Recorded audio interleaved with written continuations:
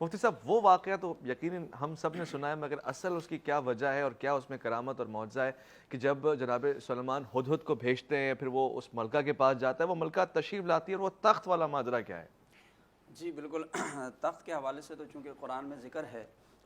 چونکہ وہ واقعہ یوں ہے کہ جب ہدہد نے جا کر وہاں دیکھ لیا کہ ایک ملکہ ہے، لیکن اس کے تخت کے بارے میں خاص طور پر ہدہد نے بھی آ کر ذکر کیا، کہا کہ وَلَهَا عَرْشٌ عَظِيمٌ، اس کا بہت بڑا تخت ہے۔ اب تفاسیر میں یہ بھی آتا ہے کہ وہ تخت 7 منزلہ تھا، یعنی 7 اس کے فلور بنے ہوئے تھے اور زمرد اور یاقوت سے جڑا ہوا تھا، پھر وہ 80 مطلب ہاتھ اس کا طول تھا اور 40 ہاتھ اس کا عرض تھا، اتنا بڑا تخت تھا، اور 7 کمروں کے اندر یعنی جو اس کی دیواریں بنی ہوتی تھی وہاں پر اس کو محفوظ کیا جاتا تھا، بہت ہی قیمتی بھی تھا۔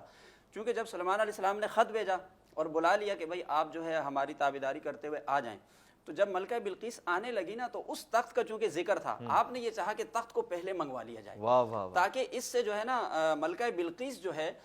وہ سمجھ جائیں گی کہ یہ واقعتاً نبی ہیں اور یہ کام نبی کر سکتا ہے۔ تو آپ نے یہ پیشکش اپنے سرداروں سے کی جو آپ کے سامنے موجود تھے۔ قرآن کے الفاظ ہیں کہ آپ نے کہا قال یا ایھا الملأ ایکم یأتینی بعرشها قبل ان یأتونی مسلمین، کہ اس سے پہلے کہ وہ گردن جھکائے یہاں پہنچے ہیں آپ اس کا تخت کون لے کر آ سکتا ہے۔ اب چونکہ آپ نے مجلس میں جب سوال کیا تو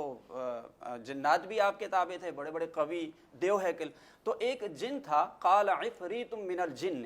اس جن نے یہ کہا کہ انا آتیک بہ قبل ان تقوم من مقامک، کہا اس سے پہلے کہ آپ اپنی مجلس ختم کریں گے میں وہ تخت لے آؤں گا، اور اس نے یہ بھی کہا کہ میں قوی بھی ہوں، یعنی طاقت بھی ہے، امین بھی ہوں، امانت دار ہوں، بالکل محفوظ طریقے سے یہاں پر حاضر کر دوں گا۔ سلیمان علیہ السلام نے کہا اس سے بھی پہلے چاہیے۔ اچھا، اب کیا ہوا؟ قال الذی عندہ علم من الکتاب، اللہ، آپ دیکھیے کہ علم جو ہے نا، علم کی فضیلت ہمیشہ سے مسلم رہی واہ ہے۔ واہ، حضرت آدم علیہ السلام کی برتری بھی اللہ نے فرشتوں پر علم کے ذریعے فرمائی تھی، ہر مقام پر علم کو جو ہے نا فوقیت حاصل رہی۔ یہاں بھی قرآن کیا کہتا ہے کہ ایک ایسا شخص جس کے پاس کتاب کا علم تھا۔ کون سی کتاب؟ کون سی کتاب؟ بالکل اس میں یہی آتا ہے کہ وہ کتاب سے مراد وہی کتاب ہے جو اس وقت کی شریعت کی کتاب تھی، یعنی کوئی ایسی جادوئی کتاب نہیں تھی، کوئی الگ سے کوئی علم نہیں تھا۔ علم سے مراد کتاب کا علم یعنی اللہ کی نازل کردہ کتاب، یعنی توریت کا؟ جی نہیں، زبور کا؟ جی زبور کا علم تھا۔ اب وہ تھے حضرت آصف بن برخیہ، جس کے بارے میں آتا ہے کہ سلیمان علیہ السلام کے رشتہ دار بھی تھے،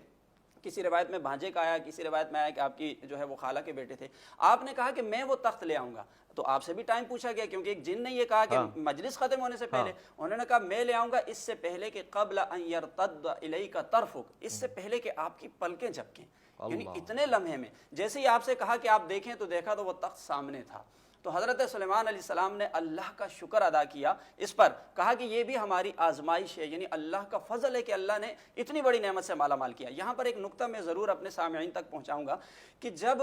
حضرت سلیمان علیہ السلام نے یہ کہا کہ مجھے تخت چاہیے، تو بتائیے کیا سلیمان علیہ السلام خود اس تخت کو نہیں منگوا سکتے؟ بھائی واہ، وہ بالکل خود بھی لا سکتے تھے نا، لیکن آپ کا یہ سوال کہ میں اپنے جو ہے دربار میں بیٹھے ہوئے لوگوں پر چھوڑتا ہوں کہ کس کو اللہ نے کتنی طاقت عطا فرمائی، تاکہ یہ نظریہ واضح ہو جائے کہ اللہ انبیاء کے بعد اولیاء کاملین کو بھی طاقت عطا فرماتا بہت ہے۔ اچھے، اور آپ دیکھیں کہ یہ حضرت سلیمان علیہ السلام بنی اسرائیل کے ولی کی طاقت ہے، جس نے ایک نبی کے دربار میں بیٹھے ہوئے اللہ کی عطا سے 1 ماہ کی مسافت پر وہ تخت تھا جس کو لمحے بھر میں وہاں حاضر کر دیا۔ تو پھر امت محمدیہ صلی اللہ علیہ وسلم،